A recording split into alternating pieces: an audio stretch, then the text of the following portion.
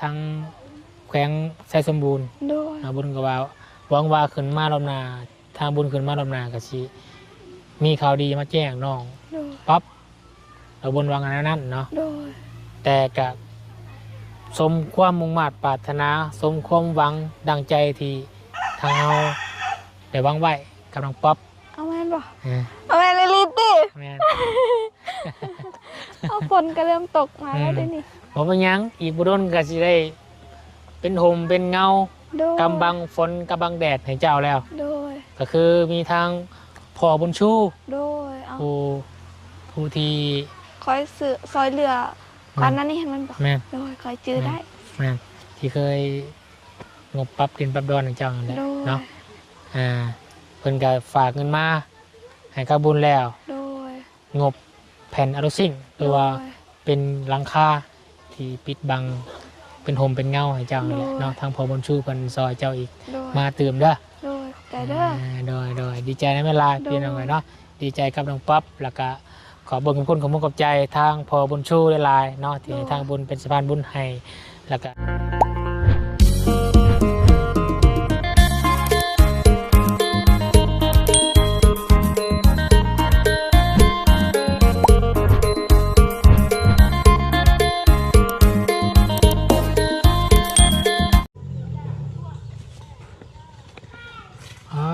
เป็นยังเลยน้องป๊อป บ่เมื่อกี้นี่เบาเพิ่งว่าอยากเบิ่งไหม ที่กูท้ามว่าเป็นยังน้องป๊อปเนี่ยตกใจพี่น้องเลยเนาะ โดย ไม่มาครบแล้วบ่นี่ เอาแม่นบ่ ฮะ ครบแล้ว ครบแล้วบ่ โดย เออ เอาสบายดีเด้อ โอ้ยสบายดี FC โดย เด้อ สบายดี สบายดี เด้อ FC ผู้ใหญ่ญี่ปุ่นวัดสุโขทุกคนเอาเนาะเปิดคลิปเปิดภาพใน EP 2ของมือนี่เนาะทางบนกะขึ้นจากนาให้นาหน้าขึ้นจากคณะตะก้าหรือว่าขึ้นมาทางเซโปนเด้อพี่น้องเด้อฮอดจอดเทิงแล้วเนาะมาฮอดกะ3 โมงพุ่นแหละพี่น้องแต่3 โมง โดยแต่ว่ารถติดป่ะ รถติดค่าอยู่บอนขัวฮักขัวเพ่อะไรพี่น้องนะจอดอยู่หัน โดย เกือบ2 ชั่วโมง โดย แต่ว่าตอนนี้ก็ยังค่าอยู่ ก็เลยนี่แหละพี่น้องเอ้ยน้องให้ทางอาจารย์เล่าไปหับ แล้วก็ยืมรถจักรคนมาบาดนี่ โดย ว่าสิมาหาน้องป๊อปเนาะแกบานประตู โดย เนาะอยู่เซโปนมาให้ทางอาจารย์เล่าก็ โดย ยังบ่ฮอดจอบบ่ถึงอยู่ โดยให้น้องเลี้ยงบ่ แม่ให้น้องเลี้ยง อ๋อโดยจังไรได้ขึ้นแผ่นไม้น้องเลี้ยงอีก คิดว่าให้น้องป๊อปสักที บ่ยังน้องหูว่าน้องเลี้ยงมานี่เมื่อกี้นี่เด้ โดยเลยพูดละมื้ออื่นพูดละเนาะ โอ้ย ถ้าว่านั่นก็สิแก้ไปให้เพิ่น โดย ไปบ่ได้สมัยติดข้างแต่งแยงอยู่ละเนาะ โดย มื้อหน้าพูดละพี่น้องคือมื้ออื่นพูดละเนาะ โดย มาหาทางน้องป๊อปก่อนห่างหายกันไปหลายมื้อเติบไปจังได๋ แม่น ดำลงกว่าเก่าบ่ กะบ่ได้ดำเนาะ บ่ดำบ่ แม่น ดำหน้าใด บ่ได้ด จอยลงบ่ ำกะจ่อยลงแน่ จ่อยลงเนาะ โดย เพราะว่าเฮ็ดกับควายเล็กรถไถ อ๋อ ไถหน้าตลอดพี่น้องเอ้ยเนาะจนเพราะว่าผู้ใดเฮ็ดกับรถไถเนี่ยต้องจอยอยู่แล้วเนาะ โดย คือตัวารถหุ่นลงนิดนึงเนาะ โดย รู้สึกว่าตัวเองเบาๆเนี่ยพี่น้องเอ้ยเนาะเฮ็ดกับรถไถเฮ็ดหน้าปีนี้ก็เฮ็ดกับบ่โดนดอกประมาณอาทิตย์หลายอาทิตย์หนึงซะ โดย อยู่นี่ขึ้นหลังจากลงมาแต่หาน้องพร อ๋อโดย เนาะอยู่น้องพรก็อาทิตย์หนึง อ๋อโดย อยู่บ้านก็อาทิตย์หนึงกับ2 อาทิตย์เนาะ โดย บ่ได้น้องป๊อปรอบนี้ก็รู้สึกว่าหน้าตาฟองใสเนาะ โดย อ้ วนขึ้น อ้วนขึ้นบ่ โดย เบิ่งในคลิปก็น้องป๊อปคืออ้วมขึ้นพี่น้องเลยเนาะ โดย กินหลาย โดย บ่ กินไล่ก็แบบคือไอเห็นดีแหละไปเสียยาบ่ได้เลย มีแต่ไปหาหน่อไม้แล้วก็กิน โตอีกแล้ว แม่นเดี๋ยวนี้ก็ตกอีกแล้ว โอ้ยพี่น้องเล เอ้าย ไปไอ้บ่เปียกป่ะ บ่เป็นหยังดอกเนาะยังบ่เป็นหยังดอกการฝนอยู่ เอาไม่บอกก็ดีเนาะ การฝนซ้ำนี่แหละตกแห้งนี่กันบ่อยู่คือกัน อ๋อโดย นี่แหละพี่น้องเอ้ยขึ้นมาเยี่ยมยามอัปเดตเบิ่งน้องเป็นจังไดเนาะทางทีมงานเฮาได้แจ้งข่าวหยังแน่ อืม กับน้องป๊อป กะมีข่าวว่า เขาหันสร้างมานี่แล้วก็มาบ่งบอกราคาเบิดแล้ว ช้างมาเบิ่งแล้วเนาะ โดย ในราคาเท่าไหร่ เสาหาล้าน 25 ล้านเนาะ โดย อืม25 ล้านพี่น้องก็ดีใจนำหลายแต่ว่าสร้างยังทันได้มาดำเนินการ โดย เพิ่นนัดหมายว่ามื้อใด ก็ถ้าให้ฝนพายุรอบนี้ให้เบิดก่อน ว่ามันขึ้นได้เลยพี่น้องเนาะมันก็จะลำบาก แม่น ถ้าว่าเอาเฮ็ดไปก็คือสินี่แหละพี่น้องเอ้ยเนาะมัน โดย บ่มีห่มมีเงาเลย แม่น เนาะอีกอย่างก็มันเป็นหน้าฝนแน่ แม่น เฮาเฮ็ดกับฟืนกับไฟก็สิลำบากแน่พี่น้อง โดย เอ้ยเนาะอดซาเอาก่อนเนาะ โดย อย่างน้อยก็เดี๋ยวฮู้ได้ว่า มีแล้ว มีคนสิมาปลุก โดย เสาขึ้นลุกแหละ แม่น นอนมาหลายเดือนแล้วเนาะ โดย เอากะมีสร้างมาแล้วเนาะ โดย งบสร้างมีแล้ว มีแล้ว ทางเบาเสียงบ่ โดย ก็คือ25 ล้านเนาะ โดย บัดนี้ไม่ต่อคลองน้ำนี่เพิ่นมาเนี่ยจ่ายเรียบร้อยเบิดแล้วบ่ โดยจ่ายเรียบร้อยแล้ว อืม ทางเบาบุญกับเบาตูน อืมพอดีค่าไม้เท่าไหร่เกาะ26บ่ 26 ล้าน4แสน คือว่าจ่ายเบิดแล้วเนาะ โดย โอเคแล้วก็มีแต่รอวันตั้ง โดย เสาก็คือรอสร้างคนมาตั้ง โดย แล้วงบที่เหลือนี่ยังขาดยัง แผ่นอนุซิกแล้วก็ อืม ไม้สลาวงกบ อืม บานประตูหลายอยู่ของลมมีหยัง ตัว กะ นักก็คือแผ่นชะละ โดย นักอันที่สองมากก็เพราะประกันแผ่นชะละครับอันนี้ครับ แผ่นอนุซิก แผ่นอนุซิงค์เนาะ ดู แผ่นอนุซิงค์นี่เซียวซีหยัง อืม คิดป่ะ เสียงเด้เนาะเอาแค่เฮาสิเอาสีตะมูเด้มันเคยมีสองใจอะอยากได้สีตะมูนำ นี่คือซีตะโมน้ สีตะมูไม้สาราหั่นเด้สีสีมังคุดบ่ ำชิมคุดแล้วก็ซีซองเนี่ยเอาหยัง อืมเด้อแผ่นแผ่นอนุซิกบ่ แม่น แผ่นอนุซิกเอาไอคิดว่าสียังเหมาะที่สุดเฮาบ่ฮู้ เจ้าเลือกซีแผ่นชะละเนี่ยซีตะโมซีมังคุดเลยเนาะ โดย อ่าสีซ้ำๆอะเนาะสีตะโมเนาะ โดย เลือกสีนั่นเนาะ โดย แต่ว่าสีนั่นก็คอยว่าเป็นสีนี่งาม สียังไง บสีแดงกับสีน้ำเงิน สีน้ำเงิน สีขึ้นนั่นนี่ อ๋อ สีคือพาบัตเนี่ย โดยมันมักสีแดงไล่กว่า สีแดงเนาะ โดย สีแดงแทงใจเลยเนาะ โดย สังกะสีนะ แม่น อืมหรือว่า เอาแล้วสีตัวได้เหมาะกับไม้ศาลาตัวสีมงคุดนี้เด้ อืม เขาบูฮู้คือกัน นะ จักเหมาะหรือบ่เหมาะคันเหมาะตัวได้ก็เอาตัวหันเพราะบ้านอยู่เทิงเขาบ่เห็นเด้ อืมนั่นแหละ โดย หรือว่าเจ้าสีคือรับไหมบ่ อืม งามอยู่บ่เจ้า ก็งามอยู่ อืม จักสิเอาแบบใดดี เลือ เนาะ กสีเนาะแต่ว่างบยังไม่มีสื่อสำเนาะ แม่น เลือกไปถือแล้วเนาะ ด้วย เอาชีช้าเนาะก็คือบบุญเคยบอกไว้ ด้วย ตอนบบุญสิกลับไปอ่าบ้านหรือว่าไปทางแขวงไซสมบูรณ์ ด้วย บุญก็ว่าหวังว่าขึ้นมาลำนาทางบุญขึ้นมาลำนาก็สิมีข่าวดีมาแจ้งน้อง ด้วย ปั๊บเราบุญวางอันนั้นเนาะ ด้วย แต่ก็สมความมุ่งมั่นปรารถนาสมความหวังดังใจที่ทางเราได้วางไว้กับน้องป๊อป เอาแม่นบ่ เออ เอาแม่นเลยลิตี้ แม่น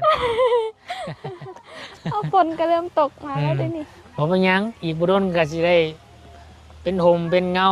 ด้วย กำบังฝนกำบังแดดให้เจ้าแล้ว ด้วย ก็คือมีทางพ่อบุญชู ด้วยเอา ผู้ที่ คอยซื้อซอยเรือก่อนหนั้นนี่เห็นมันบ่ แม่น ด้วยคอยจื้อได้ แม่นที่เคยงบปรับดินปรับดอนให้เจ้านั่นแหละ ด้วย เนาะเพิ่นก็ฝากเงินมาให้กับบุญแล้ว ด้วย งบแผ่นอลูซิ่งหรือว่า ด้วย เป็นหลังคาที่ปิดบังเป็นห่มเป็นเงาให้เจ้านั่นแหละ โดย เนาะทางพ่อบุญชูเพิ่นซอยเจ้าอีก ด้วย มาเติมเด้อ ด้วยขอบใจเด้อ โดยดีใจในเวลา โดย พี่น้องเลยเนาะดีใจกับน้องป๊อปแล้วก็ ขอเบิ่งขอบคุณขอบคุณกับใจทางพอบุญชูหลายๆเนาะที่ให้ทางบุญเป็นสะพานบุญให้แล้วก็ขอให้ทั้งพออยู่ดีไม่แห้งเนาะเพราะว่าพอเสร็จธุรกิจการงานใดๆก็ขอให้เจริญรุ่งเรืองซอยน้องป๊อปมาเป็นแผ่นโรซิ่งหรือว่าเป็นโครงหลังคาบังแดดบังเงา โดย กันห่อนกันหนาวนอกก็ขอให้พอในชีวิตของพอให้สุ่มเย็นตลอดเนาะให้ภายในครอบครัวก็มีแต่สิ่งดีๆเข้ามาในชีวิตโดยเฉพาะตัวของพอเอง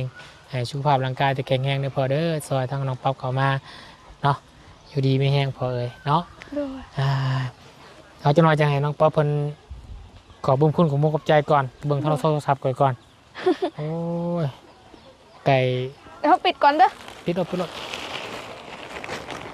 ไม่ค่อยสิว่าแต่กันฝนเพันเฮ็ดประเดี๋ยวนี่มิดจีได้นี่ อยู่นี่หันบ่ค่อยได้ ไปเขาเขาเงาก่อนไป โดย ฝนโปรยปลายลงมาเลยพี่น้องเอ้ย แถวเนี่ยบ่ค่อยมีอ่ะ อยู่นี่เนาะ โดย ผมกกดู โดย ใครอยู่ใครเนี่ยนั่นหนึ่ง โดย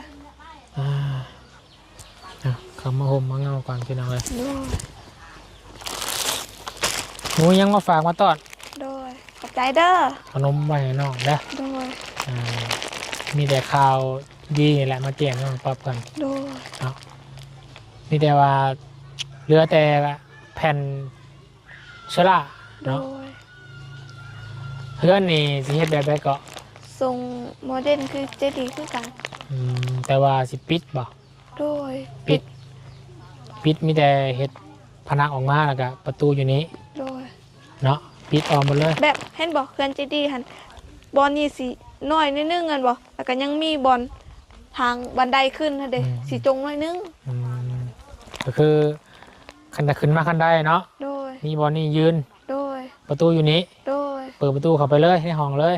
บ่มันเป็นแบบนี้เห็นบอกแล้วประตูสีอยู่บนแบบนี้เด้แล้วเราก็เดินไปจังซี่ แล้วบอลนี่ก็ยังมีระเบียงอยู่ มันบอก เฮ็ดไปเพื่อนเจดีเลย โดย แต่ว่าแอม แอมเบิร์ด เบิด โด เนาะ ย โอเคความคิดในใจว่าจังอย่างแอมเบิดโดย เพ ส่วน ราะ ตัว ว่า คนแบบอยู่เพื่อนเฮาร้ายกันบ่เพราะว่าเฮามีน้องน้ำแล้วก็มีแม่แล้วก็คันเฮาเฮ็ดแบบหั่นแล้วก็สิบ่มีบ่อนนอน มาแล้วเนาะ โดย ก็คือข้างในเนี่ยปล่อยโล่งเลยเนาะหรือว่ากันห้องหนึง ห้องหนึง กันห้องหนึง โดย โอเคกันเคลื่อนใจดีเนาะ โดย แล้วก็เขาไปแอมบนเรื่องแล้วก็ให้คนนอนอีกนี่ก็ได้เนาะนั่งเล่นอยู่นี่ก็ได้เนาะนอนนี่ก็ได้โอเคเข้าใจแล้วเอาแต่ได้ก็ดีใจนะเมื่อน้องป๊อปด้วย โดยกับใจหลาย ถึง ๆเด้ ที่ อ มีแพนเชล่ากะกะสิประมาณเฮือนหล่างนั่นแหละ โดย พาแพร่บัตร โดย แอมเอาเนาะ ฉันก็สิยังอยู่ได้ เนาะเอาสังกะสียังก็ได้เนาะ โดย แอมเอาไปทำไงถ้าว่าบ่มีอริยล้อหรือว่าถ้าบ่มีแท้ โดย ๆเนาะทั้งบุญคิดว่าเสื้อว่าต้องมีปะ โดย แต่ว่าก็บ่อยากฟังให้คนบ้านน้องป๊อปหลาย โดย เนาะอันนี้แต่ว่าทางบุญยังบ่มีเลยพี่น้องเด้อ โดย ว่าสิอ้ำสิตัวน้องบ่ได้ โดย ทางบุญมีแต่ทางพอบัญชูเพิ่นให้ซื้อแผ่นเอาซิ่งเนาะ โดย หรือว่าแผ่นหลังคานั่นแหละเนาะ โดย โอ้ถือว่าเป็นบุญเนาะหลายนะสำหรับน้องป๊อปนะครับทั้งบุญที่ได้หับเป็นเกียรติหรือว่าเคสที่2แหละ โดย ติดต่อกันเนาะ โดย เป็นสะพานบุญแห่งกับเอ่ยน้อย โดย อยู่ทางสหรัฐอเมริกา โดย เราเปิดการทางบุญเป็นสะพานบุญให้สื่อแผ่นออซิ่งเนาะ โดย ให้กับน้องพร โดย ที่ทางพัวบันทิตทำมาแหล้วแล้วกลับมาบ้านมาเป็นสะพานบุญให้พัวบัญชู โดย ชื่อแผ่นออซิ่งให้กับน้องป๊อปอีก โดย เนาะก็ถือว่าเป็นความโชคดีของตนเองและความโชคดีของน้องป๊อป โดย เนาะเป็นทำบุญด้วยคิดด้วยใจเนาะตั้งใจมาซอยทางน้องป๊อปหรือว่าเคสอื่นพี่น้องเนาะ โดย ทางไอ้น้อยคือกันทางพอบุญชูคือกัน โดย ถือว่าได้บุญได้กุศลหลายเนาะเกี่ยวแก่กับแผ่นมุงหลังคาหรือว่าเป็นโฮมเป็นเงาให้คนอยู่คนเศร้า โดย เนาะก็ถือว่าดีหลายและ โดย ถือว่าได้บุญกุศลหลายเป็นสิ่งที่อุปกรณ์ที่อยู่สูงเนาะแล้วก็เป็นกำบังให้เราสามารถ หลบฝนได้ โดย หลบแดดหลบหยังทุกอย่าง แม่น เนาะ โดย ก็ถือว่าเพิ่นได้กระไดบุญกุศลหลายแล้วกันพี่น้องเนาะพอบุญชูเคยเห็นหน้าเพิ่นแล้วบ่ ยัง ยังบ่ได้เบิ่งบ่ เฮ็ดบ้าง ขออนุญาตได้พอเด้อ พอบุญชูพี่น้องเอ้ยเพราะว่าก่อนบุญสิขึ้นมาเพิ่นก็เห็นทางน้องปั๊บเพิ่นยังบ่มีงบที่ทางด้านหลังคาหั่นนะ โดย เพิ่นก็เลยอยากซอยเนาะนี่พอบุญชู มีเฟซเราอยู่บ่ เคยเห็นบ่ บ่ฮู้คือกันนะสิฮู้มีบ่ อืม มี มีบ่ นี่เด้ นางปั๊บ เนาะ เพิ่นเคยทักหาอยู่บ่ ก็บ่ฮู้คือกันเพราะว่า มีคนแบบกระทักหาหลาย เลย โดย นาง แต่ ปั๊บเพิ่น อาจสิยัง รอได้ โดย คือเกาหลีนี่เนาะ แม่น เพิ่นก็อีต้นเนาะแล้วก็เห็นทั้งลูกป๊อปเพิ่นว่าเนาะซอยลูกป๊อปคือว่าก็เป็นเคสที่ก็ยาวนานเติบอยู่เนาะ โดย บ่ได้ปุบปับบ่ได้ฟุบฟาบคือเคสที่ผ่านมามันก็มีหลายเคสคือกันแหละที่คล้ายๆคือกับน้องป๊อปนี่ โดย คือแบบยาวเหยื่อคือกันเนาะ โดย วันนี้ปุบปับปองไว้ก็มีหลาย โดย กับมวยทางน้องป๊อปเนื้อหน่อยตำไตต่อโศกชะตา โด เนาะ ย กับชุมนาบาวอยู่นี่ก็เพื่อยังไงทางน้องป๊อปจะได้อย่างนี้แหละเนาะ โดยขอบใจ ขบุญก็ขึ้นไปอยู่ทางน้องพรกับติดตามเบิ่งตลอดอยู่บ้านกับติดตามตลอดอยู่ โดย แต่ว่าบ่ได้คอยโทรหาน้องซื่อ โดย เนาะ ก็ติดตามเบิ่งทีมงานมาใหม่มาส่งมายังก็ติดตามเบิ่งอยู่ โดย เนาะดีใจ คือบ่มือไม่มาให้บ่ได้ให้ที่ ว้า มือได้สิเห็นเจ้าให้มือได้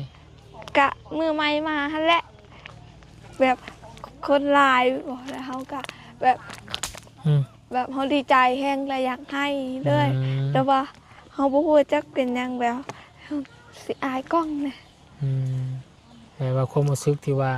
เห็นชุ่มไอ้อ้ายเนาะ แม่น เบาทีมงานมาครบเบิดทุกคน แม่น กล่องชุดลูกสปลาบอยู่พี่น้องเลยเนาะบ่คิดบ่ฝันว่า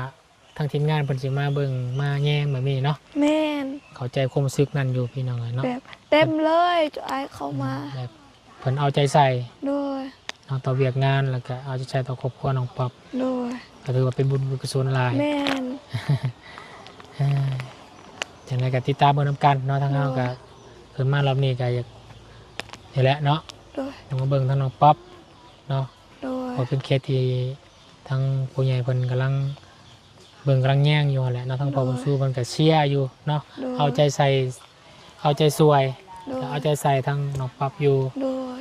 เพิ่นก็ช่วงนี้ก็ยุ่งๆแน่เพราะเพิ่นก็ได้เนาะเวียกหลายงานหลายเนาะพอมันเป็นคนไทยได้ โดย อืม ทางผู้เคยทางหาน้องเนาะ กะคอยบ่ฮู้เพราะว่ามีหลายคนแห่งเขาถักมาแมันบอก อืม บางคนล่ะคอยตอบบางคนล่ะแบบเขาทักมารัวๆแล้วแบบเฮาตอบบ่ทันนำแล้วเฮาก็ลืมเลย น้อยตกไม้แล้วพี่น้องเปียก โด แล้ว ย เอาจากนั้นก็ฝากท่านน้องป๊อปเนาะ โดย ถ่ายคลิปก็อยากให้ท่านน้องป๊อปทั้งมุ่งตั้งใจขอบใจแล้วว่าขอบเบิ่งพุ่นของมุ่งขอบใจทางพอบุญชูเพิ่น โด เด้อย ขอบคุณทางพ่อบุญซูหลายๆเด้อที่ซอยสมทบให้น้องก็ขอให้ไปไสมาไสเดินทางปลอดภัยเด้อขอให้ร่ำรวยๆจับยังเฮ็ดยังก็ขอให้เป็นเงินเป็นทอง ขอให้สุขภาพแข็งแรงการงานก็ขอให้เจริญรุ่งเรืองก้าวหน้าต่อไปเด้อขอให้สิ่งดีๆเข้ามาในชีวิต ขอให้พระเจ้าอวยพร น้อยขอบใจหลายๆเนาะทางพอบุญชูเพิ่นถือว่าเป็นข่าวหนึ่งที่ดีต่อใจเนาะ โดย ก็ถือว่าโอเคอยู่ได้พี่น้องเอ้ยเนาะขอบคุณมากครับแล้วก็ส่วนตัวผมเองก็ดีใจนั่นแหละเนาะที่เป็นส่วนหนึ่งเนาะ โดย ได้ซอยทั้งน้องป๊อปเพิ่น โดย เนาะแล้วก็ได้รับเป็นสะพานบุญทั้งผู้ใหญ่ใจดีเนาะ โดย หลายๆเพิ่นหลายๆคนหลายๆทาน ที่ว่าเนี่ยเสียใจเขามากพี่น้องเนาะฉะนั้นก็ฝากติดตามเบอร์น้ำกันต่อไปเนาะสำหรับทางเคสน้องป๊อปสีได้ตั้งเฮือนมือใดสีเลือสีทัวบอความฝันน้องผลสิเป็นจริงบอก็ขึ้นอยู่กับบุญวัสนาหรือว่าโชคชะตาแล้วก็ขึ้นนั่งกับ FC นั่นแน่เนาะที่เพิ่นคอยกำลังแรงใจเชียร์ให้กับน้องป๊อปเนาะให้ได้เพื่อนในซานเนาะฝากขอบใจทั้ง FC เพิ่นแน่ ขอบคุณทาง FC แล้วก็ทางอ้ายนำเด้อที่คอยสนับสนุนน้องแล้วก็ทาง FC ก็คอยติดตามคอยหับชมกับคำได้เฮาเว้าแบบบ่ถูกใจหรือแบบว่าคอยก็เว้าบ่ค่อยเป็นนำเด้อก็ขอโทษขออภัยนำเด้อขอให้ไปไสมาไสเดินทางปลอดภัยขอให้ร่ำรวยจับยั่งเฮ็ดยั่งก็ขอเป็นเงินเป็นทองขอให้การงานเจริญรุ่งเรืองก้าวหน้าต่อไปเด้อขอให้พระเจ้าอวยพรโอเคเนาะฮะสมมาพระควรล่ะพี่น้องเลยนะขอบคุณกะสิเบิ่งไปจอดบังรถก่อนบาดนี่เนาะอ้ายบ่อยู่กินข้าวก่อนบ่เพราะว่าเฮาไปหาหน่อไม้หากะแกงแต่ว่าสุกแล้วโอ้มีหน่อไม้พร้อมโดยเอาเลยเนาะขอบคุณกะมากอยู่หน่อไม้แต่ว่าคลำโดยเป็นกระเพาะแม่นโดยคลำกินในช่วงนี้เนาะโดยอยู่ดีไม่แห้งเราไปเบิ่งรถเบิ่งร่างก่อนโดยสบายดีเด้อสบายดีโอ้ยนี่มันเป็นแล้วไหมนะ เดี๋ยวยังเขาไปเซิร์ชเบิ่งเด้อแพนนาโรซิ่งสีได้ถือฉลกถือชะตาหรือว่าถือตาเจ้าจังบอกระเบาขึ้นเชื่อน้องเลี้ยงก่อนเมื่อไรฮะแล้วบอกเกือบที่แล้วได้บางคนก็ยังไม่ได้ไปซ้ำเมื่อไรมื่ออื่นเมื่อไรจะไปหาเพื่อนสิแกบ้านประตูไปให้ทางอาจารย์เลยเอาอยู่ดีไหมฮะไปฝนกระตกแล้วพี่น้องเลยไปโอเคพี่น้องเนาะสำหรับบุญทีนี้ก็จะได้ขอลำลาจบคลิปลงเพียงสามีก่อนเนาะพอๆกันในคลิปหน้าก็แล้วกันมาฝนโดยซ้ายฝนโปรยปลายลงมาพี่น้องเนาะไปอยู่ดีไม่แห้งสบายดีเด้อพี่น้องเด้อ